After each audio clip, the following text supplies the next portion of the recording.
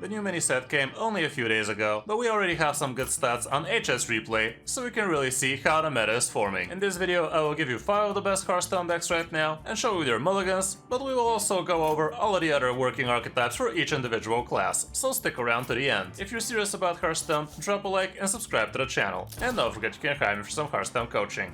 Now let's check out the decks. You are not prepared! The big winner of the mini set is, again, Pure Paladin. Pure Paladin is actually the best performing deck right now, with a very big sample size and above 62% win rate, which is crazy. It is actually using the new weapon, Horn of the Windlord, which is super powerful because you can actually buff up the damage onto it with things like Feast of Famine, but we're not even running 4 kill to loss in this one, which sounds pretty bad, but this is what the stats show. We have the good 1-drops again, as well as the Adrin. Class Action Lawyer helps you control the board. Disco Maul is still super powerful. Grimscale Outfitter helps you buff up your hand. With Seafloor Savior you can also amplify those buffs. Boogie Down still helps you fin out the deck. Funkfin is still super strong. Jitterbug helps you with the card draw. Purator draws you a lot of tribes here. We obviously have the Countess, Leviathan, and a couple of Light Rays at the end. Honestly, I really think you should be making room for 4 kill to loss in this one, because that's so much extra damage, but like I said, this is what the stats show. Matchup wise, we don't have that much stats just yet, but Blood Death Knight seems to be a problem. Mulligan wise, you're gonna wanna get your good 1-drops, Disco Maul super strong, and if you're recurving out, the Purator might also be great. If you're going second, Grim Street Outfitter should probably make a lot of sense, and Boogie Down is also great, always. For other good Paladin decks, we also have another variant of Pure Pally, which is not running any of the new cards, and the rest is again Pure Pally variants. So right now this would be the way to go for the class.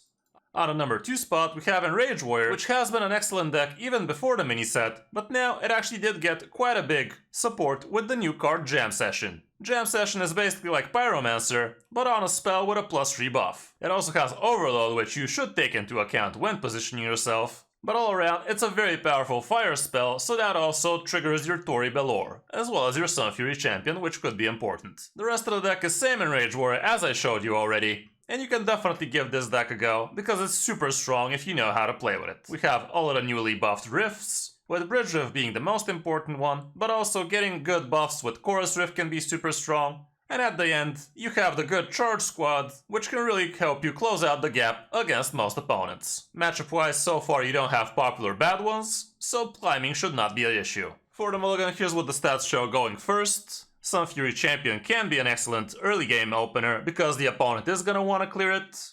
Tori Belor is super powerful, and same goes for Bridge Rift and the weapon. Instrument deck can also be super good, especially when going first. Embers of Strafe can also be pretty good tempo early on. The Egg is great, Anima Extractor, and the Location. The rest probably not so much. And when on the coin, here's what the stats show again. And it's basically the same. It's kinda funny that you're also including Frightened Flunky in this one, but I guess it gives you a little bit of extra gas, so you can curve out faster. For other good warrior decks, we also have a better performing one with a smaller sample size, as you can see. Managerial Warrior is also doing super powerful right now, and the rest is iterations of these two. Riff and Roll Warrior, not so great.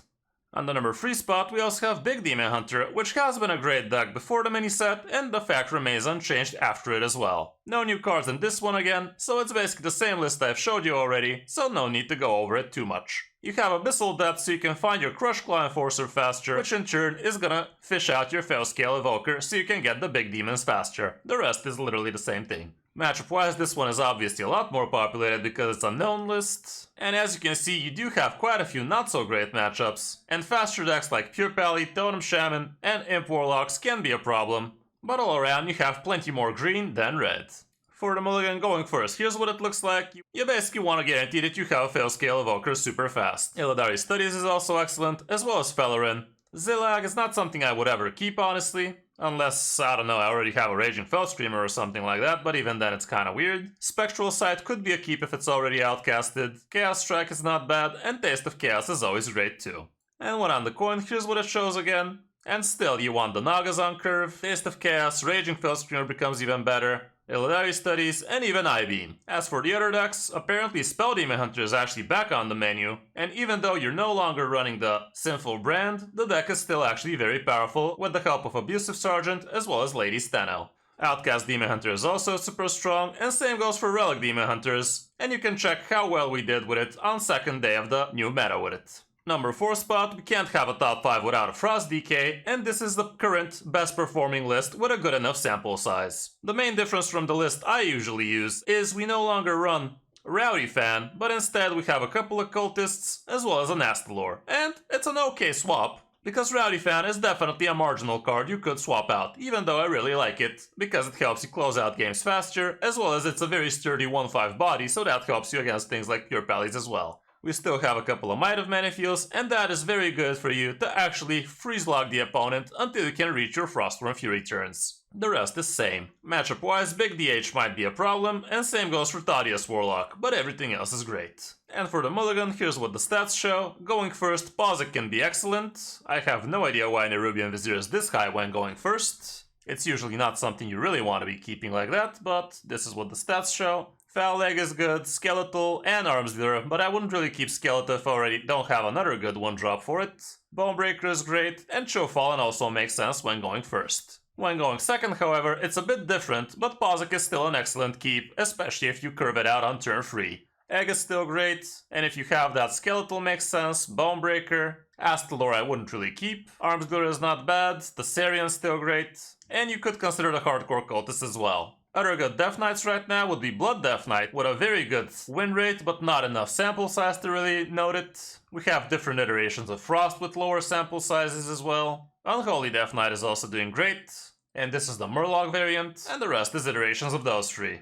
And on the number 5 spot, we actually have a big Druid doing pretty decently right now, with not a very huge sample size, but it's still above 400 games after the mini set came, so it's not bad at all. There's no real new cards in this one, but it is still a decent deck, and I've actually seen it in Top Legend as well, so it's no fluke. This big Defrado Druid is utilizing all of these big minions, and you also have the Timber Tambourine, and after you prog this with a bunch of 5/5s, you can follow up with Drum Circle, and suddenly that's a full board of very fat taunts, which could be extremely powerful against aggro decks. It's a high rolly deck, but it's definitely enjoyable if you manage to pull it off, so you might want to give it a go. Matchup wise, Pure Pally is gonna be the nightmare for you.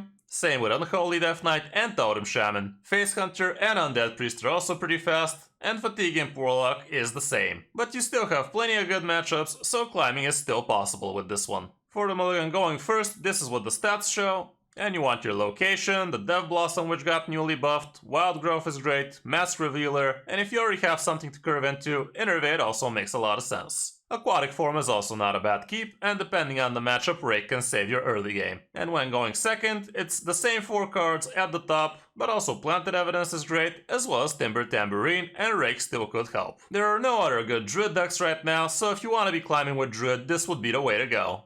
For the classes we didn't mention, starting off with Hunter, we actually have quite a few very decent win rates for both Hybrid Hunter and Face Hunter, but as you can see the sample size is a little bit too low to really include it in the top 5, but still you cannot deny this win rate. So yeah, Hybrid Hunter is doing real well with the 40 variant with plenty of big beasts. And also the Face Hunter is pretty quick as well. But the list with the bigger sample size has 3% win rate, so keep that in mind. With mages, we have Burn Mage with a 54% win rate almost, with a decent sample size, so that would be a good pickup. But Spooky Mage is not doing so great. For Priest, actually a Control Thief Priest is at the top right now, with a smaller sample size but still, and Undead Priest is still doing very well with a big sample size, so it's still a very trustworthy deck. Rogues right now only have Dagger Rogue at their disposal, at least for the first few days, but I'm sure Miracle Rogue is gonna be popping real soon. As for Shaman, Totem Shaman is your best pick, with 54% win rate, so it's definitely usable. Warlocks have Fatigue Warlock as the best performer, with a Thaddeus included, which is very interesting right now.